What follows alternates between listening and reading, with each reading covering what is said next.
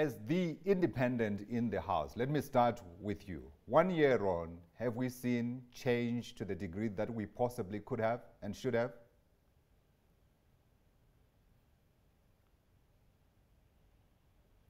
Sipho? Godfrey? Can you hear me? I'm asking for your reflections on the year that we have spent outside of the rule of our former president, Robert Mugabe, and I'm asking the question, have we seen the change that we desired? Godfrey, I don't think we have seen that change in terms of the role of the regional bodies like SADC and AU, because what was critical was for the SADC and AU to rein in the then government, or what we can call the people who led for the instability of the government. Because remember, what was happening, it was one can say, a faction within the ruling party, and it even became a threat to electoral space, because remember, Zimbabwe was only left with few months to go for the harmonized elections. Economic-wise, we know very well there have been challenges now since the coup or no coup that happened in 2017. But I think there are lessons to be learned in terms of how the African Union was so slow through its, one can say, Peace and Security Council to come out clear on this question. More so, we have been having a history of many coups in Africa. Since 1950 to 2010, we had more than 100 coups. And what has been happening is the issue of understanding what we call a de facto coup or de jure coup. So what happened in Zimbabwe, it was classic because government was able to can even, one can say, overcross the African Charter on election democracy for that incident not to be labeled as coup, and more so finally go to Zimbabwe having not signed or ratified the African Charter. They've only done it this year. Yeah. So, Sipho, in your view, has ZANU-PF used the opportunity to reinvent itself as effectively as it could have done? I think so. One can say that there were many reconciliations that were done. There were pardons that the current president did around the issue of people bringing what has been stolen. And one can say that maybe the key challenge, it was the post-election violence that happened, that it is still haunting them, but it is a question of unity and working around the economical revival of once a breadbasket of the SADC region. So one can say that the ruling party, it must try to get into a sense of engaging with opposition without any issue of being afraid of bringing them back into the government of national unity. Yeah. Thanks, Sipho, for those reflections. Kennedy, I wanted you to listen to an outsider's perspective of the efforts that ZANU-PF has made. Before you respond to him, though, I want you to reflect on the year that's been and tell me if you think from a ZANU-PF perspective you have made progress or not. Thank you very much for the invitation. From the ZANU-PF perspective, I think also from the generality or the majority of Zimbabweans, credit should be given to the new dispensation. We need to really commend them for the work that they have done so far. Ever since the new government came into power, there are quite a number of things that have been done. And we need to commend President Mnangagwa for opening up the political space, opening up the economic space for people to interact and engage and do what they are supposed to do. And we sit here today having gone through a very free, fair, and peaceful election, which unfortunately was marred by one incident that took place on the 1st of August. But that should not dent the whole process that preceded the elections, which we had not seen for quite some time in Zimbabwe.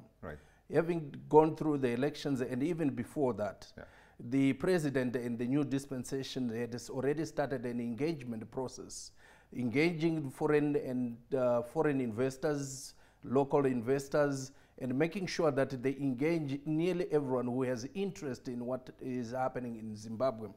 And we are beginning to see fruits from those the engagement process. But above that, we have also seen quite a number of things that have been happening in Zimbabwe. There is a lot of optimism, which is now premised on the basis of policy consistency, which is now there in Zimbabwe, policy reforms that have taken place, and we are also beginning to see a lot of investors moving into Zimbabwe to look at the opportunities that are there. Recently, the cabinet approved 11 projects which are worth 5.3 billion, which is almost 10% of what we expect in terms of investment in Africa in a year. So that shows in itself that there is so much interest, so much hope in what is happening in Zimbabwe and what has happened in the last 12 months. You will excuse me, of course, for being a little bit skeptical about that, because, you know, we see these numbers all the time. And if you think back, in fact, when you talk about what China has been doing in Zimbabwe over the years, we've been hearing these huge projects that were supposed to be coming and transforming Zimbabwe. And of course, we all know the story has not turned out to be. But we don't have too much time to discuss this. So I wanted to put a couple of points to you about the change that has not come, that some people wanted to see coming. Number one, austerity. We speak about the fact that Zimbabwe is in a difficult economic situation.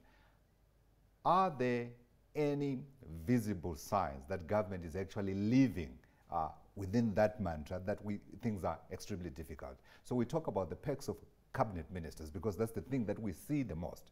So we talk about austerity being applied in government spending. Give me proof that this is a different approach to making Zimbabwe work better compared to the past. Surely you would agree with me that when President Mnangagwa appointed his cabinet, he appointed a leaner cabinet. And obviously, when a cabinet comes in, especially when we have new entrants in the cabinet, they expect to have certain perks. Yes. But you would understand by now that even the parliamentarians, they've been looking for cars to be bought for them. In an economy where there's no money. In an economy where there are challenges in terms of money. And in order to circumvent that, the Minister of Finances said that he will put on hold such kind of an expense in order to address fundamentals that are needed in order to turn around the economy of Zimbabwe. And we have also seen, I think, of late, the shortages that have been taking place in terms of fuel and other basic foodstuffs.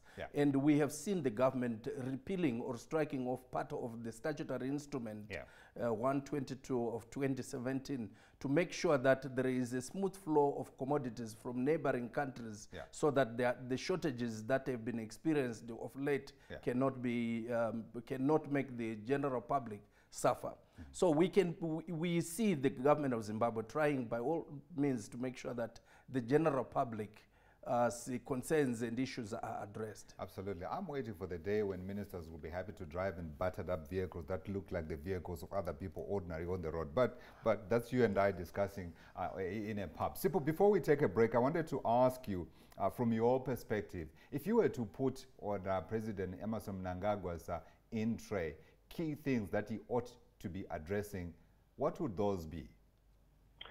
Because I think one of the key areas is around the issue of the transitional justice process. Remember that they have already pushed their national peace and reconciliation commission. I think what is key for them to unite is to deal with the issues around ethnicity.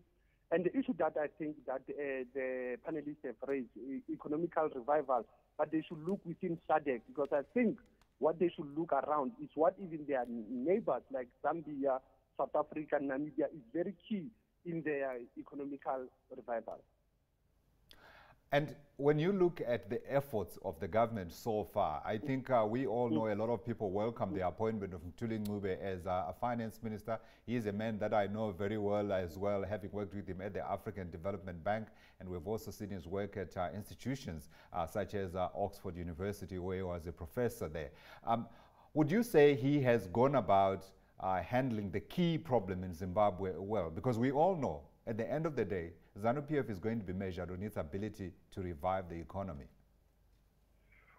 Correct, and I think when you have competent cabinet ministers, what is key, it is what we call is the operational machinery in the state, what we call the the ordinary workers. And the issue of teachers as well, good. We should not run away that there was an issue of the strike of even teachers recently. The issue of the cholera, you know. So as a Minister of Finance, he has to even look at what is key, what is very imminent now. Is it health? Is it the salary issue? So there are many key challenges. And remember, even the issue of the Commonwealth, the issue of the sanctions. They were still dealing with the issue of sanctions. How do we even deal with the cut off the sanctions that was there for the past, one can say, since the time of Robert Mugabe, that was brought in by the British government. So the issue of sanctions are even key in doing, one can say, can revive Zimbabwe if they can be scrapped. Absolutely. We also took time to go to the streets and sound out a few Zimbabweans about the change or the lack of change that has been experienced at home. I think the biggest change that we've seen is that Robert Mugabe is no longer there. In terms of an actual change in the economic makeup and in the existence of the people, it has gotten worse. As for me, I'm staying in South Africa because of that. I thought maybe when they changed Robert Mugabe to Mnangagwa, things they are going to change, but nothing changed. I was even preparing to go home anytime soon, but I can see even if I can go home now, what business am I gonna do? Nothing. I'm suffering here, and then I will go home again. I suffer. No, it's better to stay here. At least here there is money. At least if I can get small money, I can support my family home. I was in Zim. There's no running water. People are using bore water in town. Can you imagine? I don't think there's a change. Those guys are there only to loot. What we are asking is for change in Zimbabwe. Please, Mnangagwa, you must go. Either you bring back our president, Mugabe or Chamisa. I'm done with you, old Madala. I haven't been to Zimbabwe since then. Different views for different folks. Sipho, quickly, if I can get a quick comment from you on those views and also how you see things panning out in 2019. Godfrey, I say these are the sentiments of people who have left Zimbabwe during the 2008. And I think they are very skeptical. For them, they were supposed to be optimistic, you know, but I do feel their issue around even the post-election results, that in any elections, acceptance, it is very key. And even working as united family in Zimbabwe, that's what they should even strive for. Yeah. Kennedy? Zimbabwe is on taking a corner. And some of us are really excited with what is happening in Zimbabwe at the moment. We have seen a lot of people getting interested in investing in Zimbabwe. What we need to do as Zimbabweans is to make sure that we also play our part, because we cannot expect change to take place in a country when we are not playing a part. I think almost everyone, including us who are in the diaspora, they should be seen to be taking an active part in making sure that the transformation, the change that we require in the economy begins to kick off. We cannot expect anyone else to do it for us without going and taking putting our shoulders on the deck and moving the economy forward. Absolutely, and I can tell you one of the ways in which we can do that, I speak for myself and us in the media, is of course to come and play a role. But when you look at the reporting of the Herald, still reporting like we are during Stalin times and we're reporting for Pravda, I think we've got a problem. Food for thought for you, Kennedy. Unfortunately, I won't give you time to respond. Thank you for coming in. And thank you, Sipho, as well, for participating in our debate on Zimbabwe 1 year on.